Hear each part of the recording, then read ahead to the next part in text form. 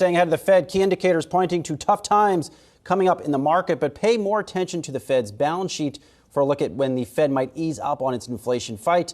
For a look ahead to December's Fed meeting expectations, let's welcome in Francis Newton-Stacy, the Director of Strategy for Optimal Capital. Good to see you here, Francis. What are you expecting at that next Fed meeting, and do you think it will help spur the market even higher? Yeah, I mean, I think that they're going to slow the rate at which they're hiking rates. And I think that they're sort of presaging that with some of the Fed speakers. And the reason is that we've seen inflation soften off of the peak. It makes sense. Most of the components of CPI have lags. Oil and gas has a 1 month lag before that shows up in CPI. Some food has a 4 to 8 month lag. A third of CPI, which is owner's equivalent rent, actually has an 18-month lag, right? So these components have, with the exception of OER, have dropped in price pretty dramatically. So we can expect a continued deceleration in CPI, which gives the Fed a little bit of room to soften their tightening approach. And I do think that they're going to do that, whether they do 50 basis points or what they do for the December meeting and then kind of have a wait and see thing. The other thing is that the balance sheet reductions are not anywhere near the $95 billion that was projected to start at September 1st. And actually, the months that preceded that increase to $95 billion, as far as estimates go, were around $45 billion. They were actually reducing it on average $17 billion. So the fact that they're not reducing the balance sheet at the rate that they sort of projected actually tells us that there's a little bit of a dovish pivot going on in the background, which is wise, given the fact that all of the 75 basis point hikes that we've had thus far have not worked their way through the system. I love some Fed balance sheet talk on a low volume Friday here. Want to move on to some of the sectors in the S&P 500. I'm looking at the Wi-Fi Interactive. This is what's happened over the last month. So XLB in the upper left, that's materials. That's up 11%. Closely on its heels is industrials. That's XLI, followed by financials, utilities, real estate, staples. But when I read your notes here, you're looking to be a little bit more defensive. You like healthcare, staples, utility. What's your reasoning here? A little bit too far, too fast for some of these guys? Well, certainly. And the thing is that now we went from a stagflationary environment, and now we're going to sort of be probably entering the quintessential disinflationary environment.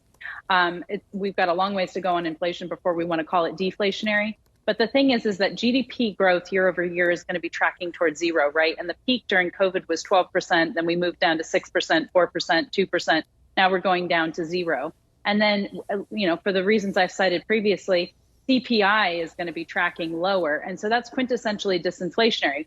You have defensive sectors outperforming in those quintessentially deflationary environments, with the exception of the VIX remaining below 30. When the VIX tends to exceed 30, you get the indiscriminate selling, correlations go to 1, and, the defensive sectors sell off as well. Now, what's going to determine that, whether we just move into that quintessentially disinflationary environment where defensive sectors outperform as they have most of this year, or if we get that indiscriminate selling, it becomes whether or not the lag in those increases in rates catches up with the credit markets. And now I'm looking at credit spreads. Credit spreads are they were climbing in the background. They're starting to, particularly the corporate spread, they're sort of backing off as the Fed's kind of backing off, as the balance sheet projections are coming in less than expected.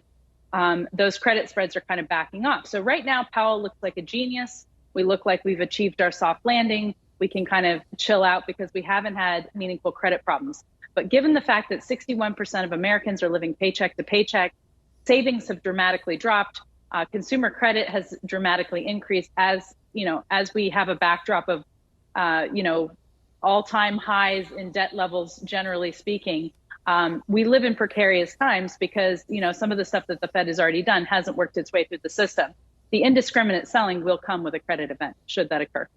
Francis, I'm asking everybody this morning their big prediction for markets, the economy next year. What do you think? Do you have any predictions of what the Fed might do? How do you think they might surprise investors? Well, it's gonna roll down to the balance sheet. So what's happening is that we're having a global liquidity drain.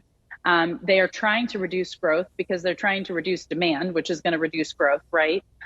It's just whether or not we hit too low a liquidity threshold where we can't service that debt. And actually, that's what happened in the third quarter of 2019. If you recall, the overnight market the rates in the overnight market spiked around that corporate tax payment. And that's because that previous iteration of tightening that had the Christmas Eve sell-off in the fourth quarter of 2018, they actually reduced the liquidity so much in the system that when all those securities were being sold to service those corporate tax payments, there was a little bit of a liquidity shortage in the system, which reignited quantitative easing to $500 billion before COVID even began. So that's what we're looking for. Now, if Powell is able to achieve the soft landing, I'm looking for the S&P 500 to sail back up toward 4,200.